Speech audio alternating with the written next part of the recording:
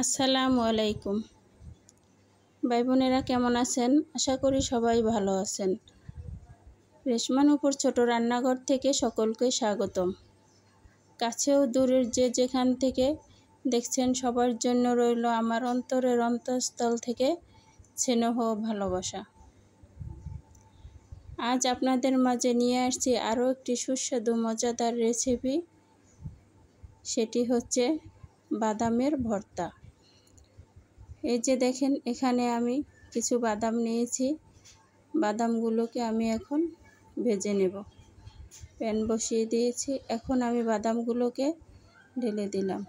চুলার আঁচ লো মিডিয়ামে রেখে আমি সুন্দর করে বাদামগুলোকে নেড়েচেড়ে ভেজে নিচ্ছি। বাদাম এমনই একটি জিনিস, পুষ্টিগুণে ভরপুর, খুবই সুস্বাদু ও মজাদার একটি খাবার। ছোট বড় সকলেরই পছন্দ। যে কোনো জায়গায় যেখানে বসেই খেতে পারেন এই বাদাম। গাড়ি, লঞ্চ, রিক্সা, পার্ক খুবই জমে যায় এই বাদামের আড্ডায়। তবে বাদামগুলো আমি ভেজে নিয়েছি, এখন কিছুক্ষণ ঠান্ডা করে আমি ছোলাগুলো সরিয়ে নিচ্ছি। এই যে দেখেন, আমি ছোলাগুলোকে সুন্দর করে সরিয়ে নিচ্ছি। পরিষ্কার হয়ে গেছে একবারে। এদিকে আমি কিছু শুকনো মরিচ নিয়েছি। যে কোনো ভর্তাই হোক, তবে শুকনো মরিচ তো দিতেই হবে।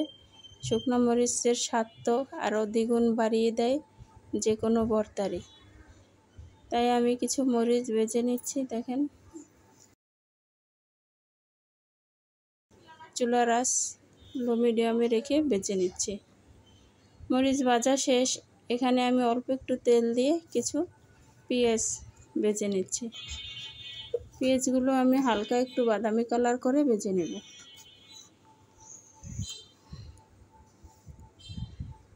এখন আমি সবগুলো উপকরণ উঠিয়ে নিয়েছি। এই যে দেখেন, পেঁয়াজ, মরিচ, বাদাম। এখন আমি এগুলোকে একটি শিলপাটার সাহায্যে বেটে নেব। বাদামের ভর্তাটা খুবই মজাদার এবং সুস্বাদু, গরম ভাতের সাথে খুবই জমে যায়। অবশ্যই বাসায় একবার হলেও ট্রাই করবেন, খেয়ে দেখবেন।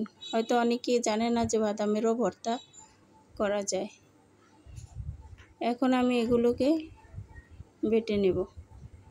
স্বাদ মতো লবণ দিয়ে আমি দেখেন বেটে নিচ্ছি। আপনারা পাটায়ও বাটতে পারেন, আবার ব্লেন্ডারের সাহায্যেও গুঁড়ো করে নিতে পারেন। যে যেভাবেই খান, স্বাদ কিন্তু দোনোটারই খুবই ভালো। এই যে দেখেন, আমি আগে মরিচগুলোকে বেটে নিচ্ছি, এখন বাদামগুলো বেটে নেব। কাঁচা থেকে ভাজা সব রকমেরই খাওয়া যায় এ বাদাম।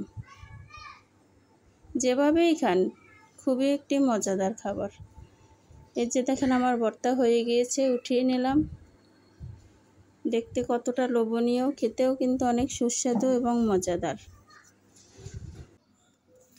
বাসায় একবার হলেও ট্রাই করবেন। আর আমার ভিডিওটা যদি ভালো লেগে থাকে, অবশ্যই লাইক, কমেন্ট, শেয়ার করে দিবেন। নিত্য নতুন ভিডিও পেতে আমার চ্যানেলটাকে সাবস্ক্রাইব করে রাখবেন। ফেসবুক পেজ থেকে দেখলে পেজটাকে ফলো দিয়ে দেবেন। আবার দেখা হবে নতুন কোনো ভিডিওতে। এ পর্যন্ত ভালো থাকবেন, সুস্থ থাকবেন। আপনাদের মাঝ থেকে বিদায় নিচ্ছি। আল্লাহ হাফেজ।